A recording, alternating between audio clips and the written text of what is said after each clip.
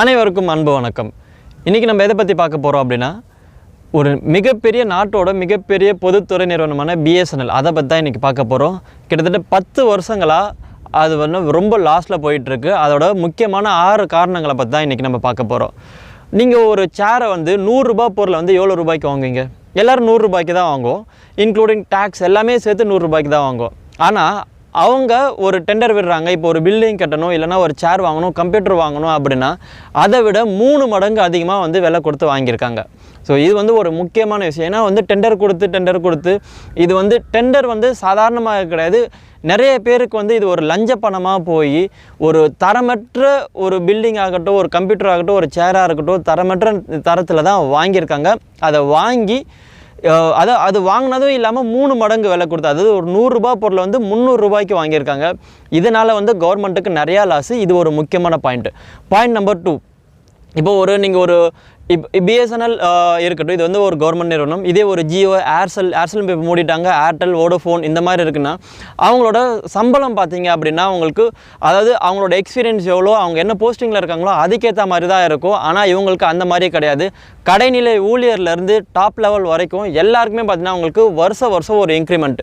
அதாவது என்னென்னா, நிறைய பேர் போராட்டம் பண்ணுறாங்க. அதாவது ஒரு பக்கம் பாதி பேர் பார்த்தீங்க அப்படின்னா ஒரு நிலையான ஒரு வேலை வாய்ப்பே இல்லாமல் இருக்கிறாங்க. கிடைச்ச வாய்ப்பை தக்க வச்சுக்கணும், சம்பளமே இல்லாமல், அதாவது ரொம்ப கம்மியான சம்பளத்தை கூட வேலை செஞ்சுட்டு இருக்காங்க. ஆனால் இவங்களுக்கு கட்டாயமாக அவங்களுக்கு ஒரு சம்பள உயர்வு வேணும் அப்படின்றது எல்லோரும் தான் என்ன வேலை செய்கிறோம் அதை விட உங்களுக்கு அதிகமான சம்பளம் கொடுக்குறாங்க.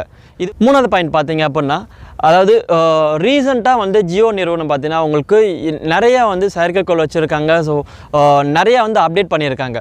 இப்போ ஏற்கனவே இருக்கிற வோடோஃபோன், ஏர்டெல் எல்லாமே பார்த்தீங்கன்னா அவங்களுக்கு நிறைய அப்டேட் ஆகிட்டு இருக்காங்க. இவங்க இன்னுமே எந்த அப்டேட்டுமே இல்லாமல் இருக்கிறது ஒரு மிகப்பெரிய தவறான செயல்னால தான் இவங்க இவ்வளோ பெரிய லாஸ்க்கு இது ஒரு முக்கியமான காரணம்.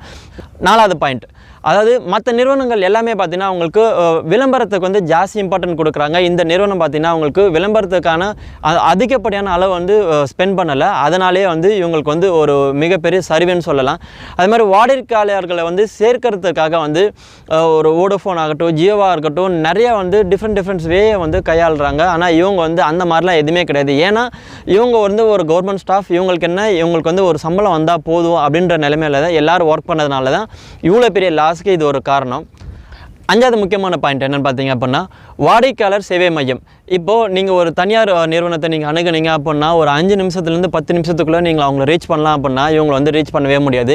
ஈவன் தோ நீங்கள் டேரெக்டாக போய் மீட் பண்ணாலும் இவங்க அந்தளவுக்கு ரெஸ்பான்ஸ் பண்ண மாட்டாங்க. இன்னொன்று பார்த்தீங்கன்னா உங்களுக்கு ஆஃபர்கள், இது சலுகைகள் எந்த அளவுக்கு சலுகைகள், அதாவது ஒரு வாடிக்கையாளர் புதுதாக வர வைக்கணும் அப்படின்னா நிறைய சலுகைகள் கொடுக்கணும். அந்த மாதிரி எந்த சலுகைகளுமே இவங்க தரது கிடையாது. 3வது இதில் முக்கியமான விஷயம் இன்னொன்று பார்த்தீங்க அப்படின்னா, ஆல்ரெடி இப்போ ப்ரீபெய்ட் இல்லாமல் போஸ்ட்பெய்ட் யூஸ் பண்ணுறது பார்த்தீங்கன்னா உங்களுக்கு பில் கண்டமானிக்கு வரும். அதாவது நீங்கள் ஒரு வாடிக்கையாளர் சேவை மையத்தை நீங்கள் அணுகி ஏன் எனக்கு இவ்வளோ பில் வந்திருக்கு, நான் இவ்வளோ யூஸ் பண்ணல அப்படின்னு நீங்கள் கேட்டால் கூட எந்த ரெஸ்பான்ஸுமே இருக்காது. இதனாலே மக்களுக்கு பிஎஸ்என்எல் மேலே ஒரு வெறுப்பு, அபரிவிதமான வெறுப்பு வந்துச்சு. இது ஒரு முக்கியமான காரணம். 6வது முக்கியமான பாயிண்ட்டு இது என்னென்னு பார்த்தீங்க அப்படின்னா, பிஎஸ்என்எல்ல ஒர்க் பண்ணுற ஸ்டாஃப்ஸே யாருமே அந்த பிஎஸ்என்எல் நெட்வொர்க் யூஸ் பண்ணலன்றது ஒரு மறுக்க முடியாத உண்மை. ஏன் அப்படின்னா அவங்களுக்கே எல்லாருக்கும் ஆஃபர் தேவைப்படும், அவங்களுக்கே அந்த ஆஃபர் கிடையாது. அப்படின்றப்ப யார் யூஸ் பண்ணுவான்? அதாவது ஒரு கவர்மெண்ட்டை ஊக்குவிக்கணும் அப்படின்னா கவர்மெண்ட்டு சேர்ந்தவர்கள் அதை முதல்ல பயன்படுத்தணும். அந்த பயன்பாட்டை அவங்களே யாருமே பண்ணல. இப்போ ஒரு சென்ட்ரல் கவர்மெண்ட் ஸ்டாஃபாக இருக்கணும், ஸ்டேட் கவர்மெண்ட் ஸ்டாஃபாக இருக்கட்டும், யாருமே பிஎஸ்என்எல் யூஸ் பண்ணல. அதான் எல்லாருக்குமே அந்த ஒரு 2 மிகப்பெரிய பிரச்சனை இருக்குது. ஒன்று ஆஃபர் எதுக்குமே கிடையாது. ஒரு வாடிக்கையாளர் சேவை மையத்தை அணுகணும் அப்படின்னாலும் அந்த மாதிரி எந்த இதுவுமே கிடையாது. ஸோ அப்படின்றப்போ யாருமே பிஎஸ்என்எல் யூஸ் பண்ணல. இதுக்காக மட்டும்தான் பிஎஸ்என்எல் லாஸ்க்கு முக்கியமான காரணம். பிஎஸ்என்எல் லாஸ் சாதாரண லாஸ் கிடையாது. 2009லேருந்து பிஎஸ்என்எல் லாஸில் இருக்குது. இன்னமும் அதை லாஸ்ட்லேயே ரன் பண்ணிகிட்டு இருக்காங்க. அதை யாருமே எந்த ஸ்டெப்புமே எடுக்கலை, எந்த கவர்மெண்ட் யாருமே எடுக்கலை. இது மட்டும் இல்லாமல் பிஎஸ்என்எல் 2009லேருந்து இப்போ வரைக்கும் கிட்டத்தட்ட 9,000 கோடி வந்து கடனில் இருக்குது. ஸோ இந்த கடனில் இருக்கிறதுனால தான் இப்போ வந்து அந்த ஸ்டாஃப்க்கு கூட அந்த சேலரி கொடுக்க முடியாத நிலைமையில் உருவாச்சு. பட் இன்னமும் வந்து இந்த பிரச்சனைலாம் எதுவுமே சால்வ் பண்ணாமல் ரன் ஆகிட்டே தான் இருக்குது. ஏன்னா இது வந்து ஒரு அரசாங்க நிறுவனம் அப்படின்றதுனால தான். இதுக்கு பதிலாக அவங்க வந்து ஒரு ப்ரைவேட் கிட்ட, ஒரு ஜியோ, ஒரு வோடோஃபோன் அந்த மாதிரி அவங்கக்கிட்ட கொடுத்தாலாவது அவங்க வந்து சக்ஸஸ்ஃபுல்லாக எடுத்துகிட்டு போவாங்க. ஏன்னா இது வரைக்கும் வந்து எந்த ஒரு தனியார் துறை நிறுவனங்கள் எதுவுமே வந்து லாஸை அதாவது இந்த அளவுக்குலாம் வந்து யாருமே வந்து வந்தது கிடையாது. ஆனால் தொடர்ந்து ஒரு 10 வருஷங்கமாக வந்து லாஸ்ட்லேயே போயிட்டுருக்குன்னா அந்த நிறுவனத்தோட தலைமை நிர்வாகி வந்து எந்த அளவுக்கு அதை வந்து நிர்வாகம் பண்ணியிருப்பாங்க அப்படின்ற, அதாவது மேலை நாட்டில் எல்லா மாற்றம் பார்த்திங்கன்னா அவங்களுக்கு அரசாங்கத்து சார்ந்து இருக்க நிறுவனங்கள் தான் வந்து அதிகப்படியான முக்கியத்துவம் கொடுப்பாங்க. நம்ம நாட்டில் மட்டும்தான் வந்து தனியார் துறைக்கு வந்து அதிகப்படியான முக்கியத்துவம் தரும். இந்த வீடியோ உங்களுக்கு பிடிச்சிருந்ததுன்னா லைக் பண்ணுங்கள், ஷேர் பண்ணுங்கள், கமெண்ட் பண்ணுங்கள். உங்களுக்கு சீக்கிரமாக வந்து வேறு ஒரு வீடியோவில் வந்து நம்ம பார்க்கலாம். பாய்.